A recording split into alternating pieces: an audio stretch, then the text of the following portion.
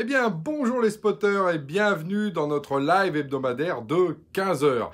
Et aujourd'hui, je vais dire enfin, oui, on a réussi à mettre en place, vous savez quoi, la fameuse taxe GAFA, ou même GAFAM, si on rajoute notre ami Microsoft.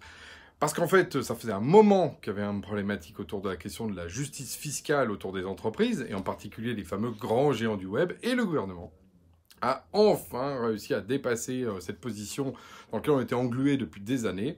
Après avoir essayé de le faire passer au niveau de l'Europe, il a réussi à le passer au niveau local français. Vous voyez, je dis bien local, dans notre petit pays. Mais c'est important.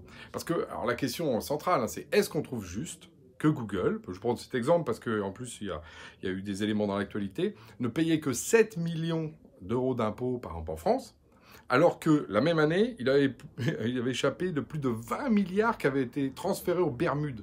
20 milliards. Je vous rappelle que toute la question du gouvernement aujourd'hui, elle tourne autour de ces 15-20 milliards. On a l'impression que c'est un énorme plan. En fait, je rappelle que c'est juste que Google, une entreprise, parmi les GAFAM, transfère justement aux Bermudes. Bon, je ne sais pas si vous êtes allé aux Bermudes, moi je ne suis jamais allé, mais alors on doit dormir sur des matelas de dollars. Et alors du coup, en plus, on avait pourtant essayé. Là, il y avait un redressement fiscal d'1 milliard, 1,15 milliard même de Bercy, et patatras, les avocats de Google ont réussi à faire péter la décision, donc Google, il ne paiera pas son milliard. Donc, il y a eu cette taxe GAFA pour remettre de la justice sociale et fiscale. Ouf, mais le problème, c'est qu'il y a beaucoup de détracteurs. Alors normal, il y a les économistes libéraux, vous savez, ceux qui sont toujours libéraux et qui ne voient pas que les Américains sont extrêmement, finalement, non seulement conservateurs, mais pire que ça. C'est des gros protectionnistes dans leur pays, mais nous, on est libéraux parce que c'est bien, et donc on se fait un peu avoir sur ce coup-là. Donc j'ai envie de dire, eux, c'est normal qu'ils pensent à ça. Mais beaucoup moins normal, c'est par exemple les associations de notre secteur. Nous, aujourd'hui, on a, par exemple, France Digital, ou par exemple Tech in France, qui sont les anciens de l'AFDEL, l'association française des éditions logicielles. Donc, ils représentent notre secteur, qui devrait nous défendre de tout ça. Ah non, ils trouvent que vraiment la taxe GAFA, c'est pas bien, ça va poser des problèmes. Mais les problèmes à qui? Des problèmes à qui? Moi, j'aimerais bien savoir. Alors, il se trouve que l'AFDEL, par exemple, donc Tech in France, comme par hasard, le fondateur historique, c'est Microsoft. Donc, on comprend. Sauf qu'ils ne défendent pas les intérêts des éditeurs logiciels en France, des gens du numérique en France. Et alors, on me dit, oui, mais alors ça va toucher des boîtes françaises. Ah bon? Ah bon? Alors, donc du coup, j'ai sorti la liste, hein, là voilà, donc j'ai travaillé sur la liste, donc des 26 entreprises qui vont être concernées par cette taxe.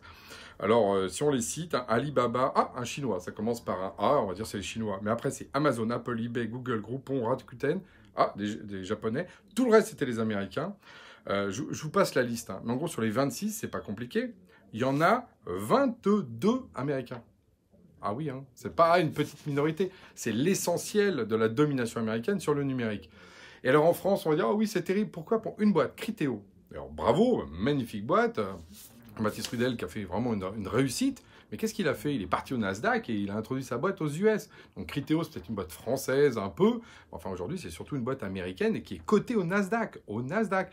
Il n'est pas coté au CAC 40 en France, hein, donc c'est pas la même chose. Une boîte française, c'est une boîte européenne, c'est une boîte qui est en Europe. C'est pas une boîte qui a été inventée en Europe, parce que sinon Dupont de Nemours, hein, ça a été inventé en Europe. Et on a la moitié des 3/4 des boîtes américaines qui viennent d'ailleurs. Hein, j'avais fait une petite vidéo là-dessus, de gens qui viennent des pays étrangers. Hein, comme quoi d'ailleurs, on devrait moins se méfier des étrangers que ce qu'en ce moment on entend partout. On a besoin justement au contraire de flux migratoires, c'est ça qui crée l'avenir. Mais donc si j'en reviens sur ma question centrale.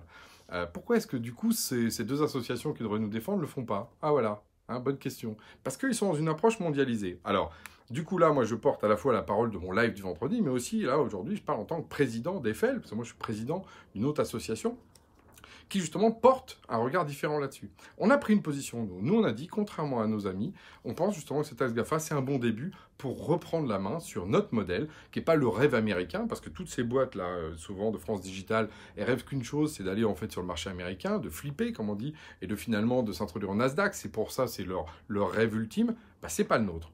Nous, le rêve ultime, il est que l'Europe grandisse. Donc, ce qu'on veut, nous, c'est justement une Europe qui est à l'égal des États-Unis, et non pas un modèle dans lequel on incube des petits poussins ici, qui vont ensuite faire de l'argent aux États-Unis pour revenir ensuite comme des stars du rock ou du rap, en montrant justement les grosses chaînes en or qu'ils ont gagnées. C'est pas ça notre modèle, nous.